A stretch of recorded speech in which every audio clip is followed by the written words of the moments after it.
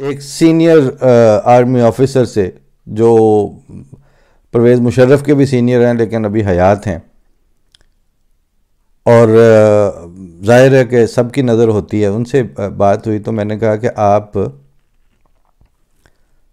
पिछले 20 साल का अखबारी रिकॉर्ड और मीडिया में से उठा के देख लें, कभी भी आर्मी चीफ के ऊपर और आपके इदारा जो है जिससे आप रिटायर हुए हैं उस पर इतना मुंह भर के बक बक करनी आसान नहीं थी जितनी पिछले 3-3.5 साल में हो गई है।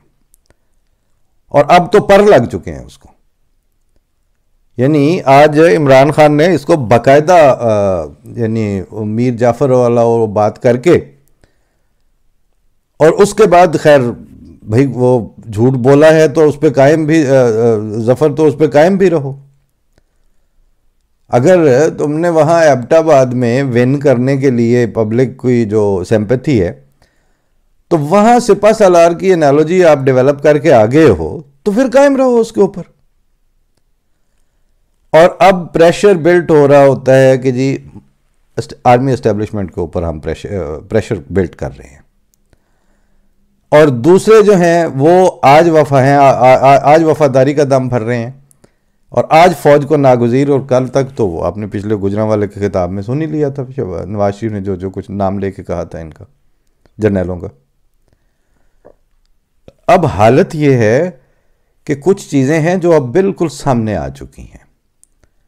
आईनी बहरान संगीन सूरत इख्तियार कर गया, ये हेडलाइंस चल रही हैं।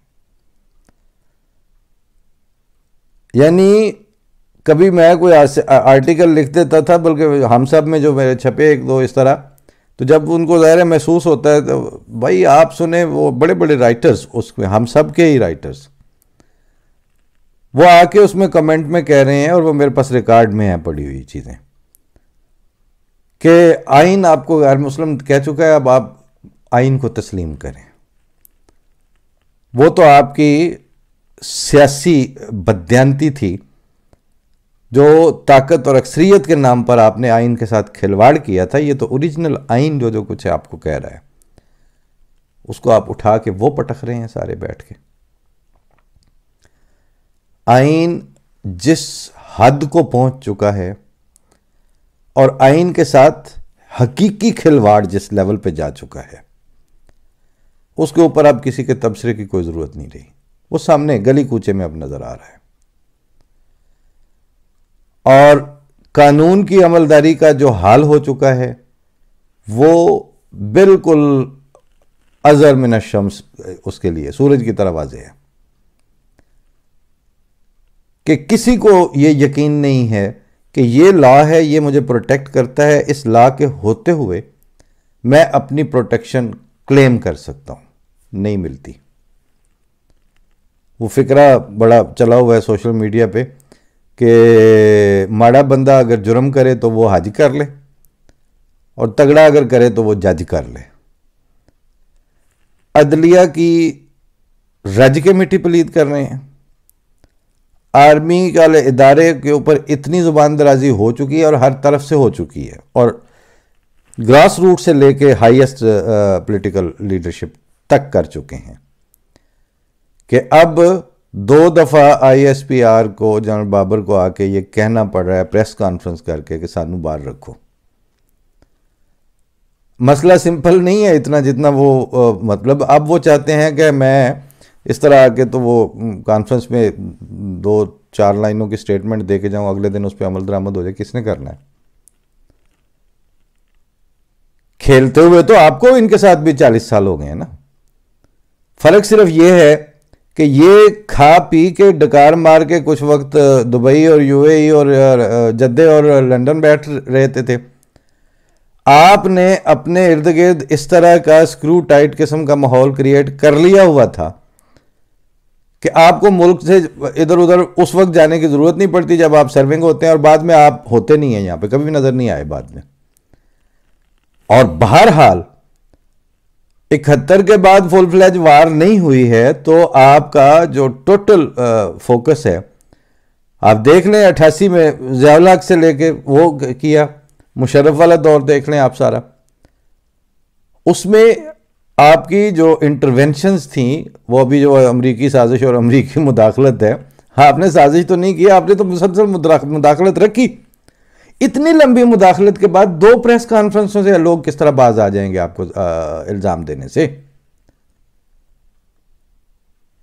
यह है सच का बहरान बेसिकली आपको दरपेश इस वक्त। जो आप अपनी कोर कमांडर मीटिंग्स की जो आपके बातें हैं, जैसे वो नजम सेठी कहते हैं मुझे चिड़िया बताती है, चिड़िया क्या बताती है उसको आप खुद बताते हैं, और फिर वो आके तो वो इतनी से क्लिप में आके शेयर कर जाता है। वो पब्लिक एजुकेट हो रही है, पब्लिक एजुकेट नहीं हो रही, पब्लिक इस तरह से इंस्टिगेट हो रही है। और वो इंस्टिगेशन जिस वक्त आप कुछ फीड कर रहे हैं और वो नजम सेठी और इस तरह के आम आदमी की पहुंच तक हो गया है सोशल मीडिया के थ्रू, फिर आपने अपने पेरोल पे एंकर भी रखे हुए हैं, फिर नून लीग के पास पैसा इतना है कि वो भी अपने पेरोल पे बहुत कुछ रख सकते हैं, ज़रदारियों ने भी वो अपने हिसाब पे रखे हुए हैं। अब इनकी अपनी टीमें बन चुकी हैं, सोशल मीडिया की ट्रोलिंग टीमें जो हैं। इतने सारे फैक्शंस जिस वक्त सारे के सारे एक दूसरे को तनसीख और कैंसलेशन के मोड में चले जाएंगे, तो उसके बाद वो 2 अफसरों की आपस में बात हो रही, कहते यार लोग सिविल वार की बात कर रहे हैं, तो दूसरे ने आगे से कहा खुदा का खौफ करो यार, मैं तो ये दुआ करता हूं बात सिविल वार तक रह जाए। ये डिसइंटीग्रेशन की तरफ जा रहे हैं। इन हालात में आप जब तक एक सच, इज्तमाई सच की तरफ वापस नहीं आए, आपके मोटे मोटे झूठ मैं आपको बता देता हूं, जितनी मर्जी बहस करने यही साबित होगा। सबसे पहला आपने अपने पॉलिटिकल सिस्टम में मुल्लायत को इस्तेमाल करने के लिए झूठ बोला था, और आपने मुल्ला को इन कर लिया था 73-4 वाले उसमें फैसले में।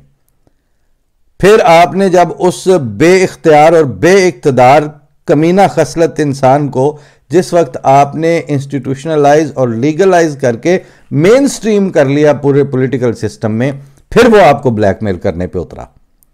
फिर आप जितना जितना उस पर इन्वेस्ट करते गए उतना उतना वो आपको उसकी जो ब्लैकमेलिंग पावर थी वो बढ़ती गई। अब वो इस हद तक पहुंच चुका है कि अब रुथलेस किस्म के ऑपरेशन के बगैर ये पैरास्टामोल और 500 मिलीग्राम के कैप्सूलों से अब वो इस कैंसर का इलाज नहीं होने वाला। ये पहला झूठ आपने बोला है अपने सोशल, पॉलिटिकल और डेमोक्रेटिक सिस्टम के अंदर।